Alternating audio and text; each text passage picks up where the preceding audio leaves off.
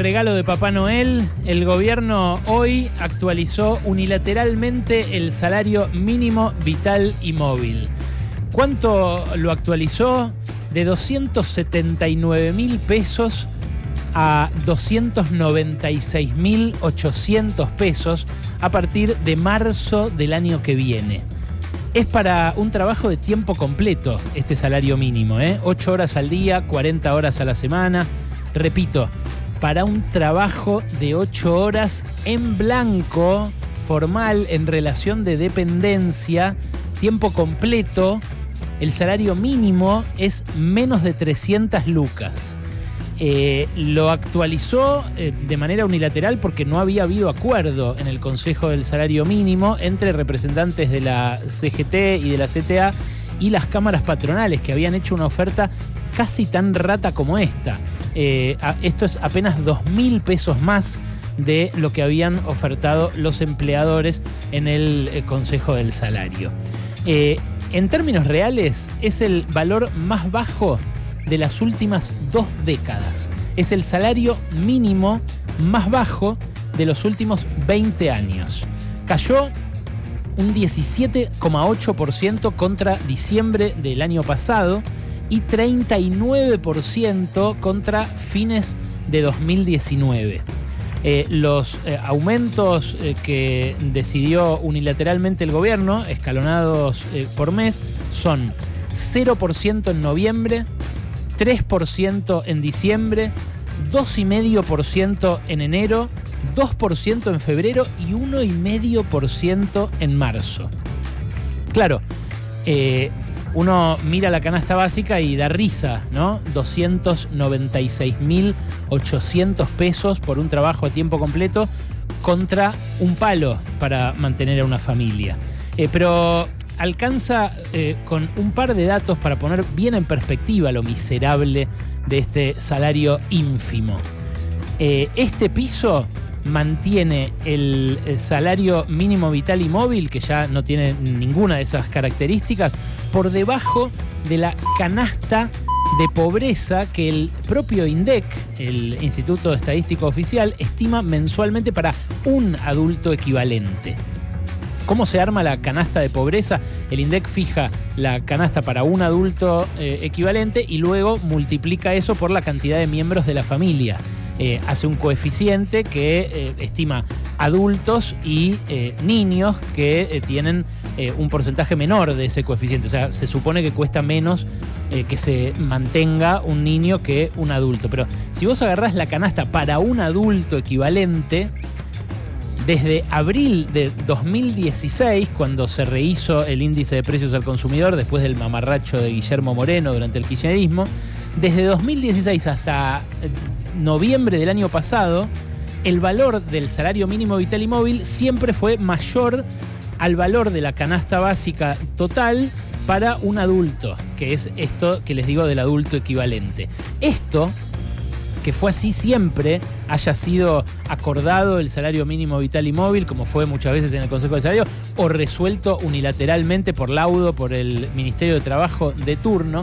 Eso, que era una regla entre 2016 y 2024, sea que gobernara Macri, Alberto Fernández, o luego el final del Frente de Todos con Massa, esa regla cambió inmediatamente después de la asunción de Milei. Si vos mirás la serie que en mi caso me preparó el Mirador de la Actualidad del Trabajo y la Economía, el MATE, nuestros colegas rosarinos heterodoxos, lo que se ve es que todos los meses el salario mínimo vital y móvil vigente es mayor que lo que cuesta la canasta básica de pobreza de un adulto equivalente. Eso cambia en diciembre de 2023, cuando la canasta para un adulto pega el salto de 126 lucas a 160 y cuando el salario mínimo vital y móvil se queda planchado en 156. Bueno, de esos 156 después se fue actualizando hasta los 279 que está hoy y se va a actualizar esos montos miserables que les dije hasta marzo del año que viene.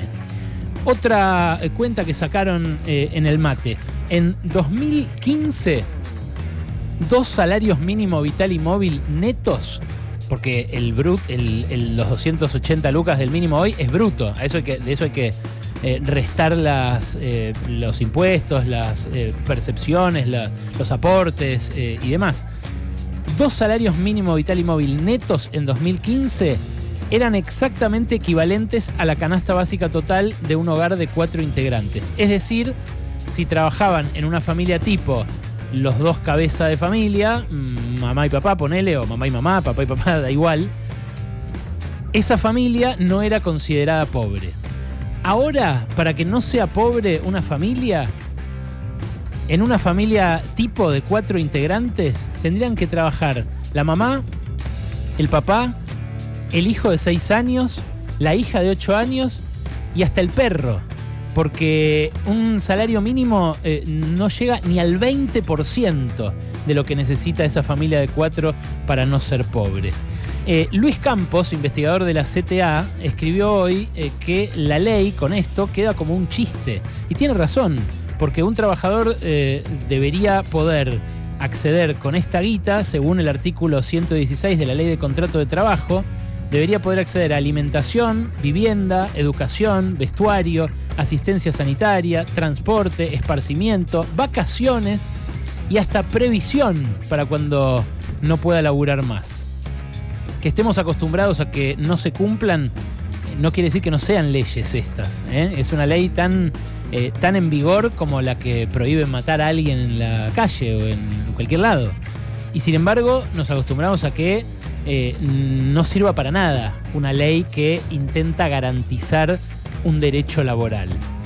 En realidad, esto es algo que pasa con todos los sueldos que vinieron este año a la saga de la inflación. Aunque en menor medida que con el salario mínimo, esto pasa también, salvo algunas excepciones, algunos gremios muy poderosos que pudieron negociar, recuperar todo el poder adquisitivo perdido este año. En promedio pasó con todos, porque ni el RIPTE, la remuneración imponible promedio del trabajador estable, que se presume es un índice que refleja los mejores salarios de la economía, ni ese índice superó a la inflación. Si medimos octubre versus octubre de 2024 contra lo que pasaba un año atrás, que es el último dato publicado del RIPTE, el aumento fue del 173%, mientras que la inflación en el mismo periodo fue 193%, 20 puntos más. En términos históricos, esta caída del salario mínimo vital y móvil de este 2024 es la mayor desde las hiperinflaciones de fines de los 80. De hecho, la pérdida en este 2024 fue de casi un 30%. En 2002 había sido 20,3%. 2002, el año de la mega devaluación, la salida de la convertibilidad, el salto de 1 a 4 del dólar y la estampida inflacionaria que vino después. Bueno, esta fue 10 puntos mayor. Y sumado a eso, no se ve ninguna decisión de subirlo en el corto plazo, ¿no? Bueno, un poco la idea es volver a los 90. En los años 90, el salario mínimo vital y móvil equivalía al 25% del salario promedio del sector privado registrado. Luego el salario mínimo fue aumentando, era una manera en la cual se protegía a los que ganan menos. En 2009, momento en el que más importancia llegó a tener el salario mínimo vital y móvil, era el 45% del salario promedio del sector privado registrado. Hoy no llega al 20%. Y claro, lo que rompe esto es la solidaridad entre los laburantes, porque destruir el salario mínimo vital y móvil implica sacar el piso para los empleados de menores ingresos. Implica dejar a la intemperie a los que no tienen ese poder de negociación que sí tienen, por ejemplo, los bancarios, los camioneros, los aceiteros. Y se pretende también dar marcha atrás, ya no solo con los últimos 30 años, se pretende dar marcha atrás con 2 siglos. De algún modo, Milei pretende retrotraernos en materia de derechos laborales al estado de cosas del siglo XVIII, de principio del siglo XIX. ¿Por qué es eso? Dejar el valor de la fuerza de trabajo librado al arbitrio del mercado. Bueno, Esto es algo a lo cual propende un montón de factores, a dejar el valor de la fuerza de trabajo librado al arbitrio del mercado. La ley Bases apuntó a eso, la ley Ómnibus que empujó el gobierno, que tenía toda una reforma laboral gigantesca, que fue en parte vetada por la justicia, lo único en lo cual la justicia se metió, pero también el propio Congreso de la Nación de algún modo avala esa vuelta al pasado del sálvese quien pueda, al pasado sin leyes laborales, al habilitar la aprobación de esta ley. También el hecho de que la Corte Suprema de Justicia y la justicia en general haya evitado pronunciarse en un montón de planteos que se hicieron contra esta tendencia hace que la justicia también colabore en ese rumbo. Pero lo que más hace que este rumbo se imponga es el hecho de que la regulación y la protección del trabajador durante los últimos gobiernos lamentablemente no se puso en vigor, porque empezó a verse como un privilegio el derecho laboral, o en este caso el piso salarial, por parte de un montón de gente que está trabajando en condiciones de precariedad estructural, que no tiene acceso a los derechos reconocidos constitucionalmente desde hace un montón de años, un montón de décadas. Y de algún modo también esa desidia del Estado de los últimos años hace más justificable el avasallamiento en el cual estamos inmersos. Hay algunos argumentos que suelen darse contra la importancia del salario mínimo, como por ejemplo que no hay empleados que cobren el salario mínimo, que todos están muy por encima, que pierden de vista la realidad de una franja muy importante de la población.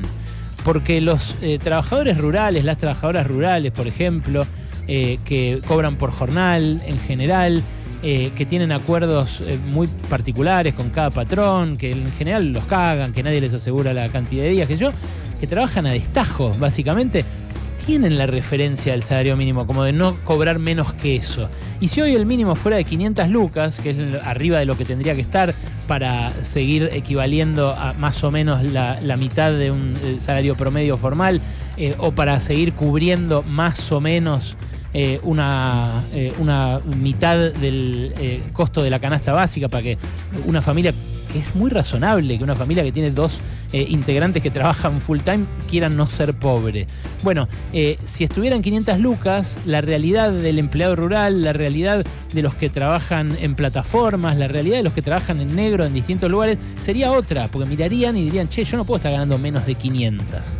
Bueno, ese piso es el piso que se remueve manteniendo congelado como se mantiene hoy el salario mínimo vital y móvil. Es uno de los peores ajustes de este año, un ajuste que terminó de cristalizarse hoy con este laudo del Ministerio de Trabajo que fija ese horizonte de miseria para el salario mínimo de acá hasta marzo del año que viene. Hasta acá el video de hoy. Contame en los comentarios qué opinás de esto. Nos vemos en el próximo video de Argentina Noticias.